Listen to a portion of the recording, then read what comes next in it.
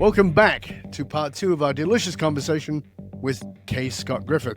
He has built the risk mitigation system that redefined aviation safety worldwide, cutting fatal crashes by over 95%.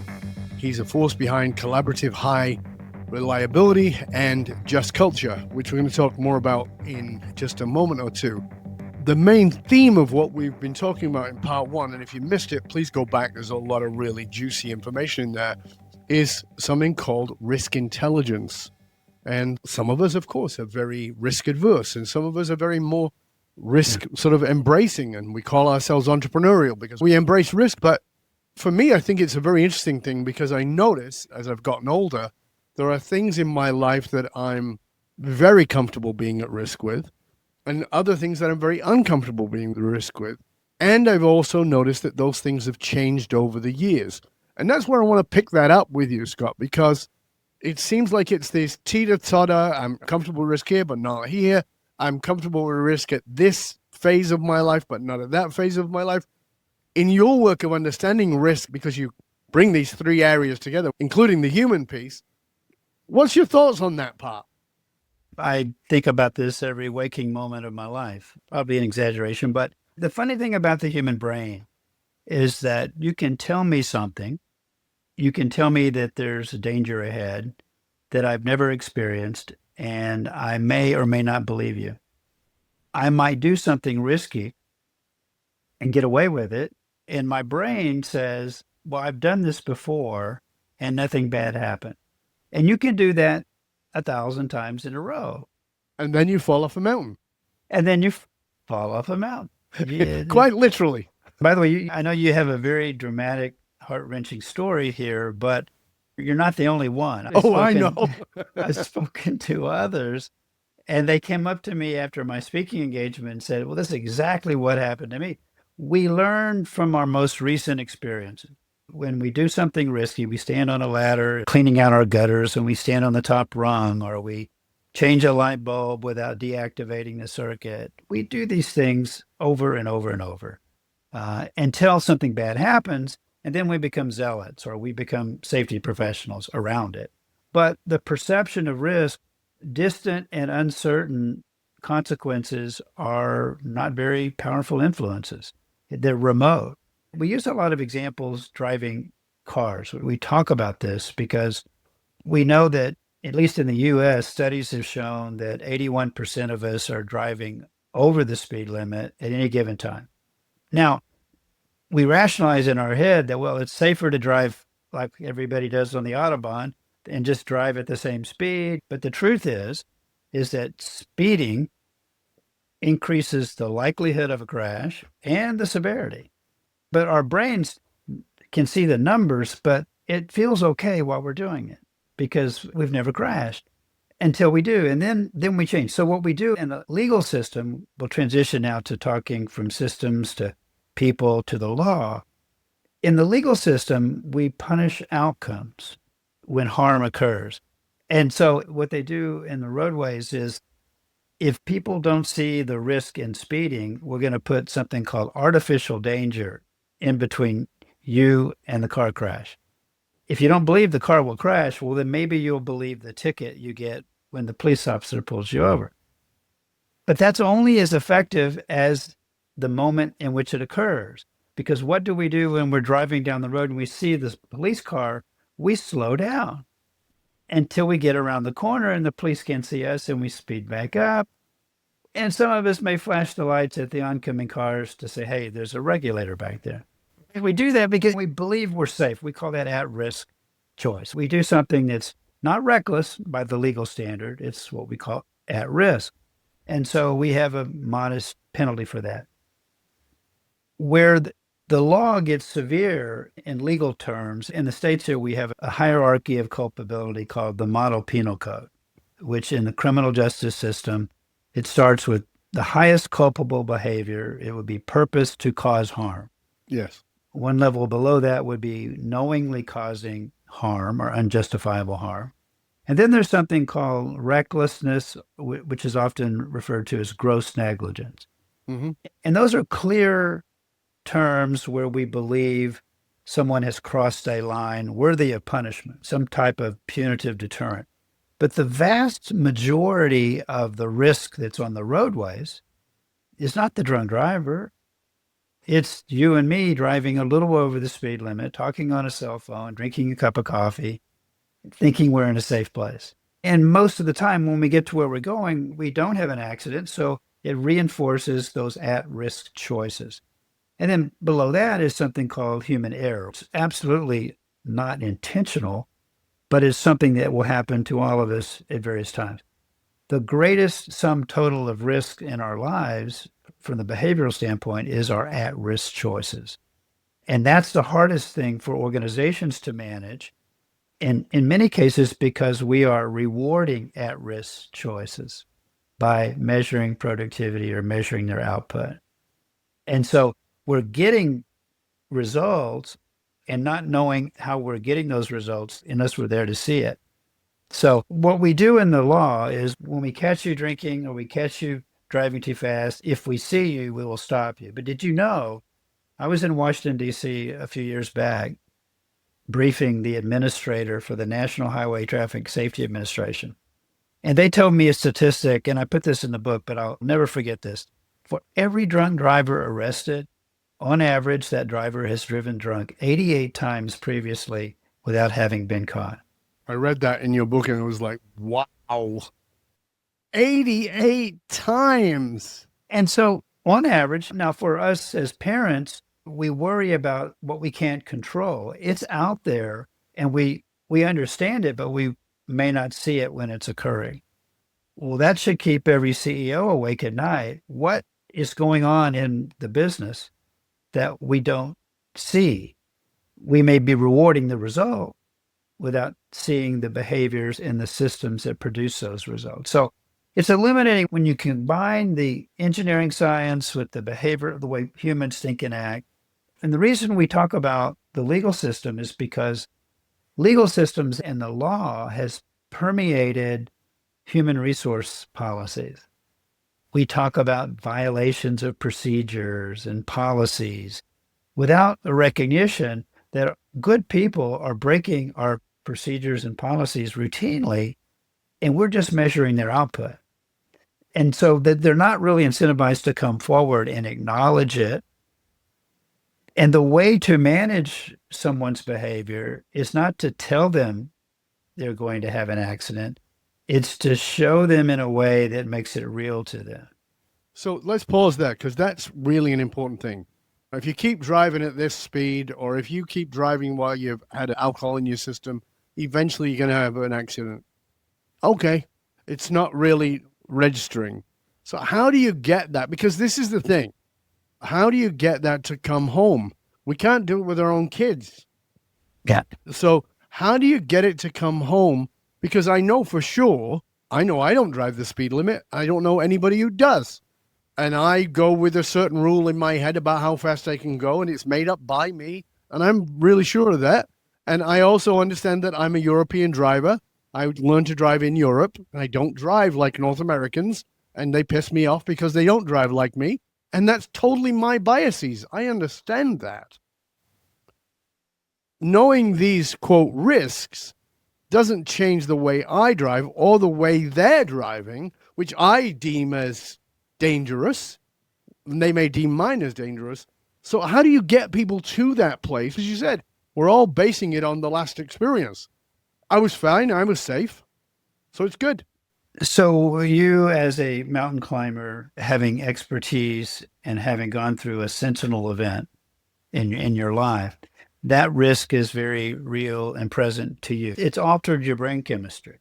Absolutely. Because it's changed you in ways that I wouldn't pretend to understand. Mm-hmm. When you introduce a workforce to something that has that potential, it's incumbent on us to show people in ways that become more meaningful than just follow the rules, whether it's through storytelling or experiences. If you've lost a loved one to drunk driving or had a near-death experience yourself, it'll change your perception of risk forever. We try to do that with our children. I remember my youngest daughter, who's now 17, when she was about 9, riding her skateboard, and I couldn't get her to wear a helmet. And she said, Dad, I've been doing this for 2 years. I know what I'm doing. And it's like, honey, your perception is very limited. So at that level, you work with them through a series of steps, and you may and put discipline on the table. You start to punish them. You remove some of their privileges until they come to a place where they can then appreciate the reason behind the rule. But it should never be about the rule. It's about the risk you're trying to manage. And that's where I think organizations fall short, believing that rules and policies and procedures will keep people safe and produce the results you want. It's a starting point, but it's never enough. So moving beyond that as a parent, moving beyond that as a regulator, I work in a number of industries where historically regulators are viewed as the bad cop, to use the colloquial phrase. And yet in society, those bad cops are there to protect you and me. They're there to protect the environment, to protect the financial markets, to protect safety of workers. So we have this in America, love-hate relationship with our regulators, regardless of political party. And yet they serve a function. The downside to that relationship is that the regulators don't know very much about what goes on when they're not there to observe. Like the police officer only sees what they see when they have their radar gun out. What we're trying to do, and I use that a lot, knowing that in the US, we lose about 38,000 lives every year. That's about what we're going to get. Sometimes more, sometimes less. 12,000 of those are drunk driving. A whole segment of them are due to distractions that we don't measure because we don't know. But we've plateaued. We're not getting better. We can put airbags in cars. We can put all sorts of safety features, but we're not going to get appreciably better until we go to autonomous vehicles, where that number will drop dramatically, but there will be a huge contingent of resistance because people don't want to give up their freedoms and they fear the unknown. A year and a half ago in San Francisco, there was a Waymo autonomous vehicle outfitted with LiDAR and sonar and other devices. And a woman was hit by a hit and run driver, a human driver. And she was lying prostrate in the street, and the Waymo autonomous vehicle approached her, saw an obstacle, and realized that it had to exit the roadway. So it turned. And when it turned, her body went below the field of vision of the LiDAR. And so the vehicle dragged her off the road, exacerbating her injuries. Yeah. Within 24 hours, the Department of Motor Vehicles suspended all autonomous vehicle operations in San Francisco. And I asked the question, well, the autonomous vehicle may have exacerbated her injuries, but it was the human driver who hit her and ran.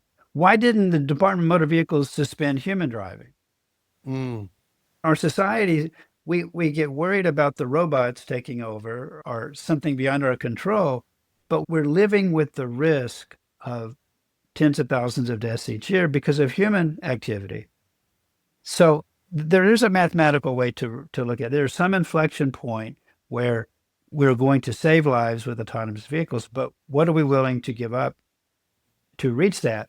I think the answer there is to collaborate, get the manufacturers together with the public safety officials, with the businesses, and reach a point where we can live in a world that will get us better results without taking away the freedoms that we enjoy. And it's absolutely possible. We can do better than 38,000 lives a year lost in the US, but it won't happen without the collaboration needed to bring the expertise to the table. What you just spoken about, and of course, is very North American, US specifically focused. You've spoken everywhere from the UN to Iran, I believe, across hugely diverse socio-political systems. What's the most surprising systems level insight about risk you've learned outside of the sort of Western corporate culture? And how does it rewrite how elite leaders should think about failure and actually foresight? That's a wonderful question. I don't think I've ever been asked that before, Dove. I think that the best leaders in the world are those that collect data and information from a variety of sources and that work hard to identify the internal bias that we all carry, whatever that bias may be, whether we're talking climate change or peace in the Middle East or international markets and trades and tariffs. It's taking an objective look at the risks that we all face and realizing that most of what we do in the world around us is not a zero sum game. It's not a competition. There are fields of endeavor where we all lose Absolutely. if we don't manage this well. Climate change being one of them, the world economy another. We are interdependent on trades and tariffs, and we're interdependent on global supply chains. The pandemic brought us together in some ways, and in other ways, it divided us, at least in some parts of the world. Right. So, recognizing that it doesn't have to be a zero sum game, and for business leaders to recognize with their employees that when you realize what motivates an employee, employees come to work, they earn a living, they want to enjoy their lives. When you motivate them in a way that works to their self interest, just like the leader's self interest, we can achieve more than we've achieved in the past. We can come together and identifying risk ahead of us. If we're all on the Titanic, we better be looking out for the icebergs. I know it's an overused cliche, but we're all on the same boat. In a business or on the planet, we don't have to think of it in terms of you win, I lose. But do you think that those who are outside of the Western corporate culture see it differently than we do? Certainly they do, because we all are a product. I write this in, I think, the first paragraph of the book, product of our genetics, a product of our environment and our culture and the choices we make inside those constraints. So certainly, at least in the aviation sector, I found the European approach to aviation safety to be ahead of what I experienced in the US. I find German engineering to be superior. I find the Japanese influence from Edwards Deming and their approach to quality. What you'll see, though, is that every nation, every industry are sometimes victims of their own success. When you achieve successful outcomes, you tend to keep doing what you did that produced that outcome. Yep. And that can be a recipe for failure if conditions change. Yeah, I think that happens across industries. Well, this is how we do it, and it's worked, and that's why we've been around 100 years. Yeah, well, the next 100 years are going to be very different than the last, so you may be hooped. Things may be very bad. And I find that as a constant challenge, even with the organizations I work with, is you're incredibly successful, and nobody's denying that. But what's the guarantee that you'll be that successful next week, next month, next year, next decade? When you see companies like Hudson Bay, who have been around for hundreds of years, suddenly close the shop and go, okay, we're out. I think if there was somebody to put your money on and back for solid and reliable, Hudson Bay Company might have been one. Gone. Why? Because the world has changed, and it's changed dramatically, but we get in the way of that. So the question I've got to ask you is, why has your approach not been discovered and presented to organizations worldwide before? Why have we not got on this? The first title that I had for the book that didn't get selected by the publisher was The Hidden Science, because I think this has been hiding in plain sight. Right. I came to this through hard-fought experience in the airline industry, but as I looked externally, I've yet to find any endeavor in my personal life or my professional life that wouldn't benefit from this sequence of reliability. And yet organizations tend to go down the path that they've always gone down. And I think, well, there are some wake-up calls here. We had a pandemic that was a once-in-a-century event, at least in the 20th century. Who knows how often this might happen? We're looking at the potential rise of avian bird flu. Mm-hmm. we don't know that the way we managed SARS-CoV-2 is the way to manage the next potential pandemic. Another wake-up call is the emergence of artificial intelligence. And I just read an article that what they refer to as the singularity, which is Yep. a term taken, as you know, from quantum mechanics, but where artificial intelligence is at an equal level of agency with human intelligence. Well, that day looks like it's coming sooner than we all thought. Yes, much sooner. So for businesses and for employees, for every citizen of every country, our lives are going to be touched by this, just like we were impacted by the internet. I think seeing and understanding risk is going to become the hallmark of successful organizations. Those that wait for things to happen and react will be behind. And sometimes being behind may mean going out of business, unfortunately. But those that embrace this, I do think that those that embrace it and follow the suggestions that I put in the book will find that they can chart a path and lead their industries in ways that their past performance wouldn't have predicted. Well, one of the things you talked about earlier in the show was incentivizing people to come forward and talk about what they see and not feel like they're going to get their legs slapped and going to get punished for that. And I know you've got this entire system built around standard collaborative just culture. Talk to us a little bit about that, because I'm not sure that anybody will really understand that just from what I just said, of course. So help us to understand that, because this idea of people coming forward without feeling like they're being tattletales or telling on people, or even for that matter, telling on themselves. How do we do this? Talk to us about this system. What I do know is that we did something in a very tightly controlled environment 30 years ago in aviation that turned out to be an astonishing success story. We have over 800 ASAP programs in existence. In other industries, which I find more challenging than aviation, we haven't seen that level of success prior to this approach. When we bring these concepts, the sequence of reliability, into these industries, they too can achieve astonishing success. But it's not smoke and mirrors, it's science. And so you build a program, we call it a collaborative just culture program, and we've written a standard that, much like we did in the aviation sector, that any business can adopt this standard, be trained in how to do it, and create an environment where their employees come forward and report. And they will report when they are acknowledged, validated, and in some cases just even promoted. They came forward and saved a huge business expense, for example, or saved a life. Mm-hmm. We can show how to do that. And when they do it, then you'll see risk reporting increase by a factor of 10. We've seen that and beyond. We've seen it beyond. And when you're seeing 10 times the reports you were seeing before, all of a sudden, when you're driving the ship as a CEO, you're able to make better decisions based on better quality data.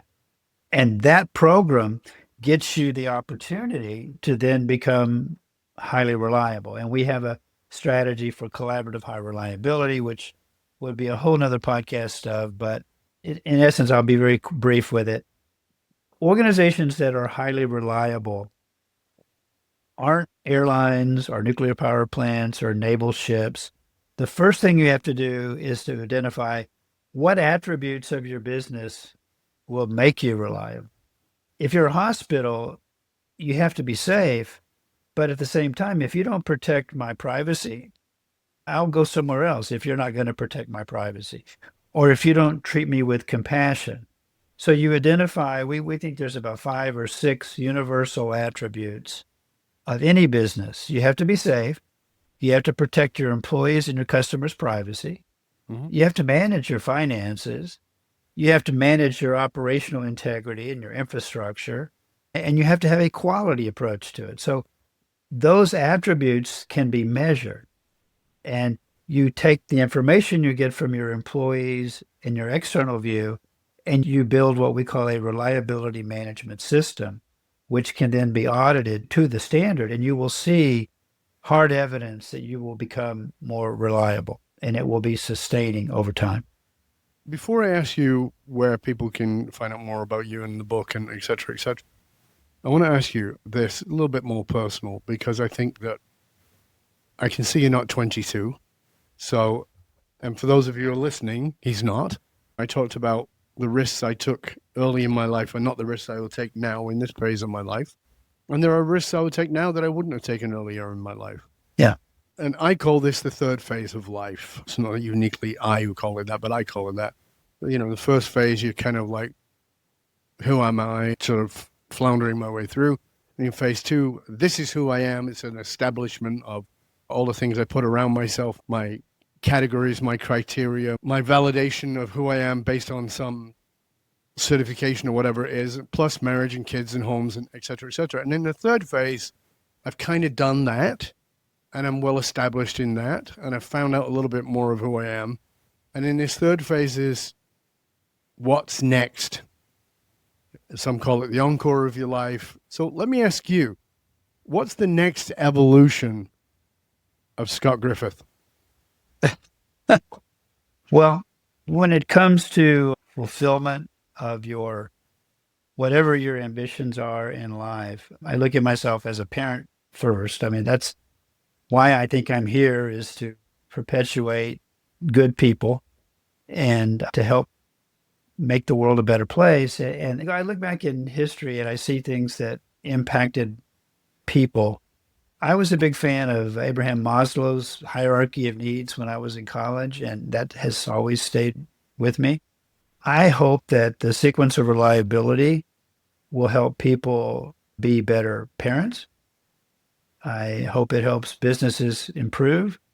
I hope it helps high consequence industries avoid catastrophes. But it's a way of navigating through life, regardless of whether you're a young 22-year-old bulletproof individual or a seasoned veteran like myself. We perceive life through the lens of our experience. Yes. And when you're young, your depth of experience isn't very high. So the collaboration you get from coworkers, mentors, leaders, parents, that collaboration is why we're here.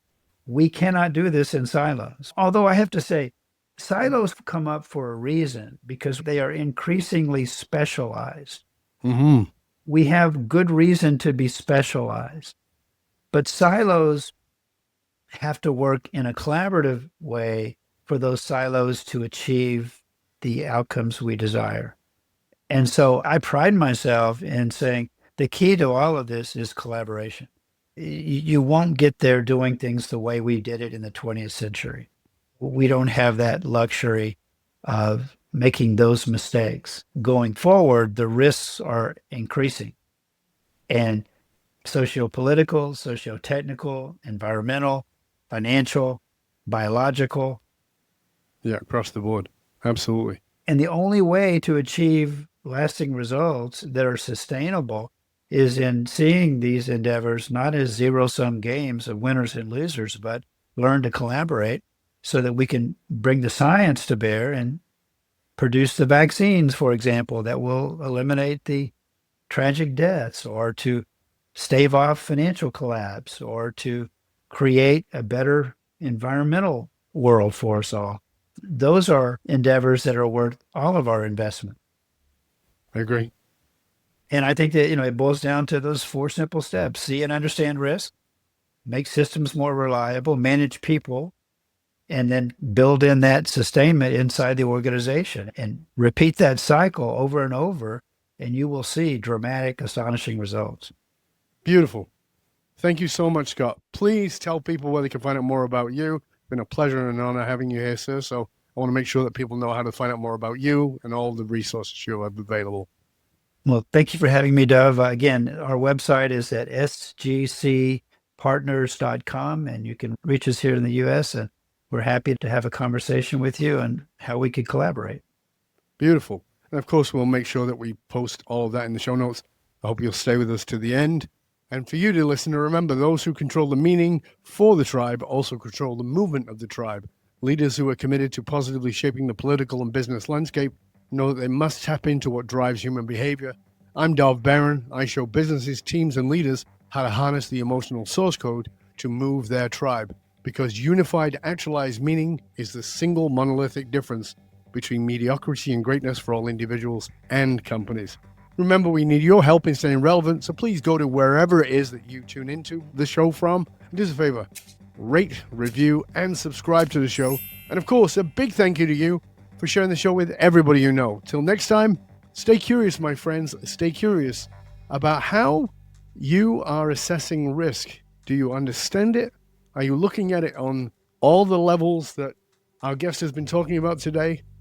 If not, I really suggest that you dig into his book. I think you'll find it truly fascinating, knowing how to manage risk, but not only just manage it, but actually understand it in a way you've probably never understood it before, and think about it in ways that you've never thought about it before. I'm Dov Barron. I'm here to assist you tapping into your deepest meaning to reach that next level of clarity, focus, purpose, and profit in your business, in your life, and your leadership impact. And I am out.